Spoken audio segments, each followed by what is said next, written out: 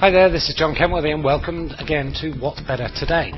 Today I'm going to be talking about the Flea Circus and how that links to leadership. Because I've been working with a bunch of clients about the leadership lid and how the leadership lid, your leadership lid, holds in the rest of your team. And your team, however much they strive to perform better, they're constantly going to bang up against your leadership lid if your leadership lid is too low. So what's this got to do with Flea Circus? Well, the Flea Circus was a phenomenon of the 19th century in Europe. They still exist today, but nothing like as many. These flea circuses would perform acts from town to town, go from town to town, and they put a glass cage with no lid on top and a magnifying glass, and you watch the fleas, and they jump through hoops, and they pull little carts, and also very, very clever. But there was no lid. Why didn't the fleas just jump out and escape? Because the flea can jump 300 times its own height. It could easily jump out and escape, but they don't, because they're trained. So how do you train a flea?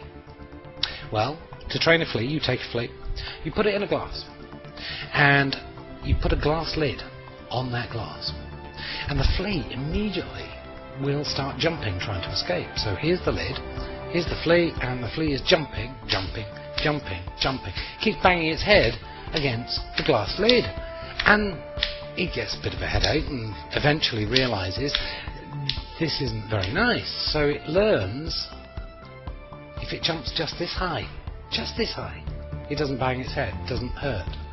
So it learns that and it conditions itself. Then when you take the lid away, it still jumps at exactly the same height, in exactly the same direction. You've conditioned the flea.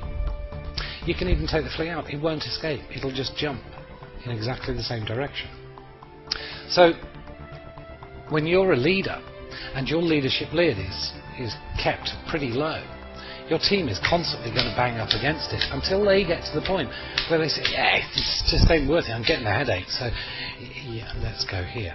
So performance actually drops. They settle for mediocre instead of good performance.